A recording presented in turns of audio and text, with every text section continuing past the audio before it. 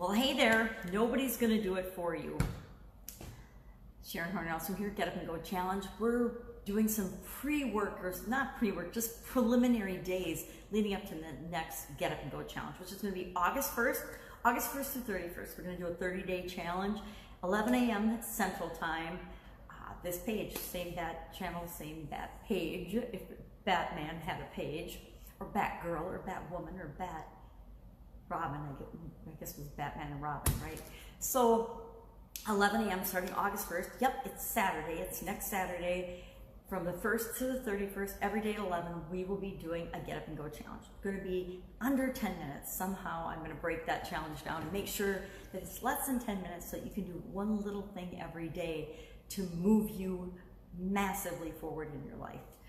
You get to pick the area, unless I decide between now and then that I think there's an area that everybody's screaming about and we should focus on for 30 days. Otherwise, you get to pick the area: physical, mental, emotional, spiritual, financial, relationships, or contribution. You get to pick which area you want to work on for that 30-day period. I say whichever area is screaming at you the most, that's the one to work on. Because each of us are different, and what we need right now is different for each and every one of us. And what I like about these challenges, what I love about the challenges, is that it breaks things down into little pieces so that we're making massive results and progress, even though it doesn't necessarily feel that way. So I can guarantee you're going to get results in this 30-day challenge, and that you're going to be better off than you are before you start the challenge, in whatever way you so choose. So today, I want to talk about nobody can do it for you.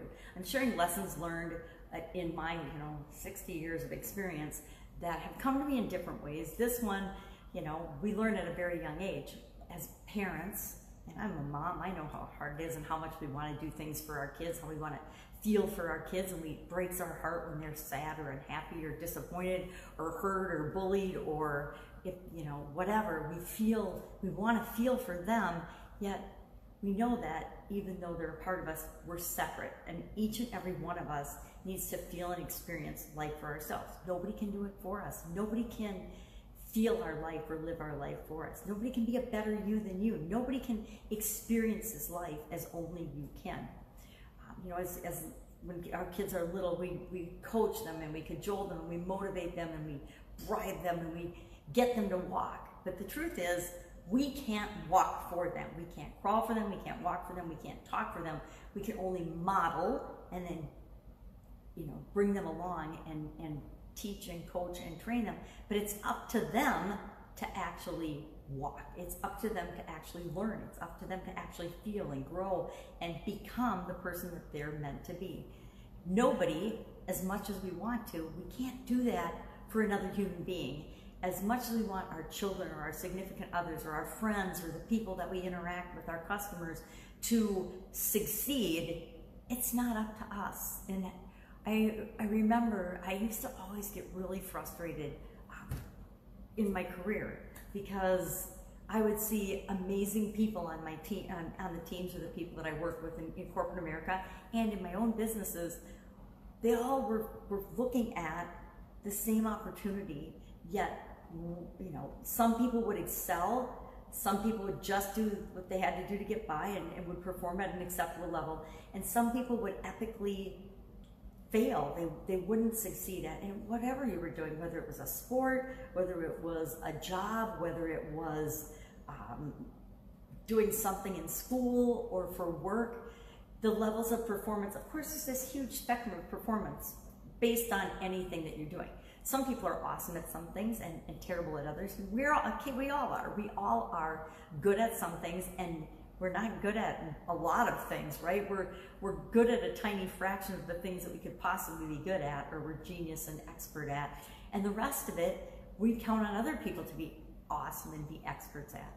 I don't ever want to be an expert at someone else's health. So I don't want to be a doctor or anything, but only I can be an expert about my health. Yep, doctors can help us and coach us and prescribe and guess at what's going on in our body, but who knows more and better than we do? Nobody. And that's with respect to everything in your life as it is in mine. We are the only guru of ourselves. We are the only expert in what's perfect and right for us. And so anytime we expect somebody or something outside of us to give us something, to provide for us, or we think we're entitled to something because we exist, sorry, we're sadly mistaken. The next couple of days are hard ones, hard lessons I learned actually from my dad, who's since passed away like about 5 years ago now, a little over 5 years ago, 5.5 years ago now, what am I saying? 5.5 years ago. This is one of the lessons that he taught me. In the next few days, we're going to talk about different lessons that I learned as a girl growing up in my family. You know, and most people will say, well, I know that to be true, but I don't believe it. I want to push against it. I want to fight against that. I want to say that it's not true. But think about it in your own life. Nobody can do anything for you unless you want it for yourself. People can help. People can coach you. You can learn and model, and people can give you advice, but it's up to you to actually do something about that knowledge. You know, people always like to say knowledge is power. Knowledge isn't power. Knowledge is just knowledge. You know, wisdom isn't even power. Wisdom is just whether you're wise or not, but until you act on the knowledge and the wisdom that you have, then it doesn't matter.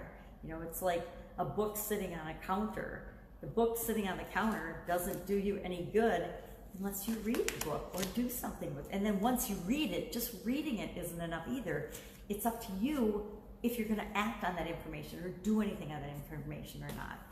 So nobody can do it for you. Nobody's going to do it for you. That's the biggest thing I think that I'm seeing, and it's really frustrating me, and I don't watch it. But the politics and the posturing and the promises that politicians as a whole, and bosses, have you ever had a boss that made promises and didn't deliver? Have you ever had a friend that made promises and then they never delivered on that, and you expected that they were going to keep their word, and then you're all disappointed because they don't?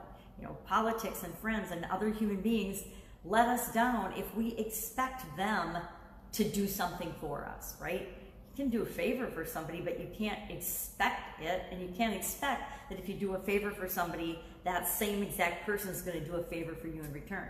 I always say, if you do a favor for somebody, somebody else and something else will come into your life that balances that out. As a whole, our lives end up balanced, but not by the people that we give things to. If you're giving value to somebody and you're expecting something in return, you're coming from a state of expectancy, which, you know what, it doesn't mean that that person is going to reciprocate. I know there's the law of reciprocity, but the law of reciprocity doesn't ever say, it's a universal law, that you're going to get the same thing in return from somebody that you give value to. So I love this one. It's you know, kind of right along the lines of taking 100% responsibility for yourself, which I think we talked about on day 4, or P4, preliminary day 4, taking 100% responsibility for yourself. And this is sort of an extension of that. Nobody is going to do it for you. It's up to you to take the actions to create the life you want. And guess what? The life you want is different from the life that everybody else wants. Again, as it should be, to make the world go round, right? And to make the world a lot more fun and exciting place. So that is our idiom for today, or not our idiom for today. What am I thinking about? Another video. That's our little lesson for today, getting ready for the next Get Up and Go challenge. Just some core values and principles. And again, I would love to know what you think about this. Have you had examples? I mean, I'm not going to lie. I've had people do a whole lot of things for me, but I didn't expect them, and I don't expect them. I know that I'm 100% responsible for myself and the outcomes and the experiences and the feelings that I have. If I'm in a super bad mood, it's not anybody's job to get me in a better mood. We cannot make anyone else on the planet motivated or happy or feel anything unless they want to. I think Eleanor Roosevelt is credited with saying, nobody can disrespect you without your permission. And it's so true.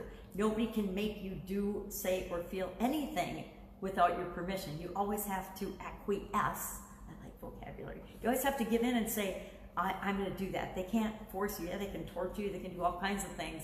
But it's not going to work if you are committed to being you and knowing that it's up to you. It's all up to you.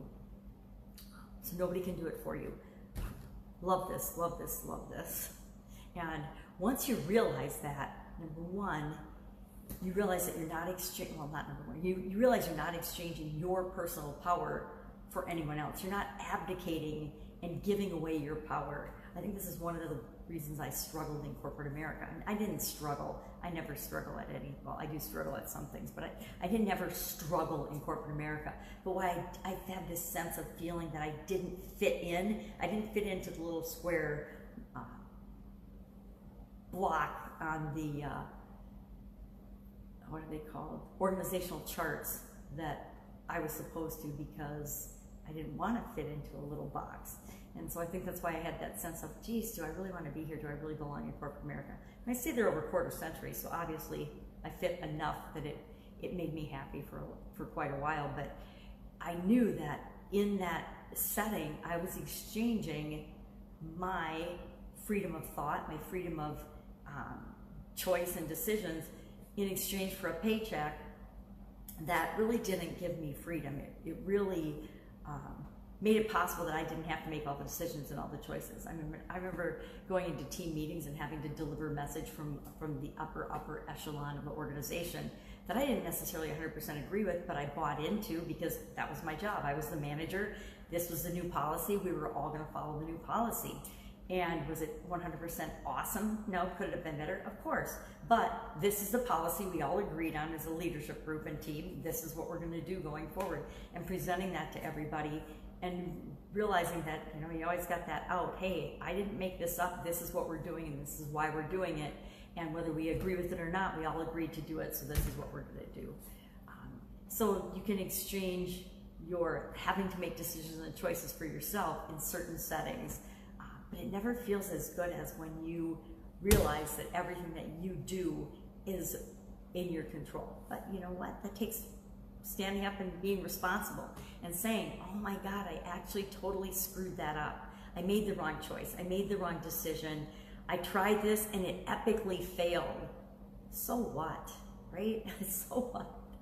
It doesn't matter. We'll figure it out. We'll do something else. We just get ourselves up and we dust off our knees, our skinned knees. We put some Band-Aids on them and we move on and we try something else. That's it. Go out, have an amazing day. If you have any questions or concerns or ideas for this upcoming challenge, hit me up in the comments below. Otherwise, I will be with you tomorrow with another interesting lesson learned. This is a biggie. This is a really biggie as well. I've got a couple. Like I said, these are big deals, and they didn't always be lessons that I learned the first 100 times. Sometimes it wasn't until 110, 270, 8,000 times of trial and error before I figured out and learned these lessons. Once you learn them and you internalize them, you've got them and you make them your own, it's just like our values and our beliefs. Once we make them our own, they're ours forever until we choose to change them. All right, catch you tomorrow. Bye. Have a great day.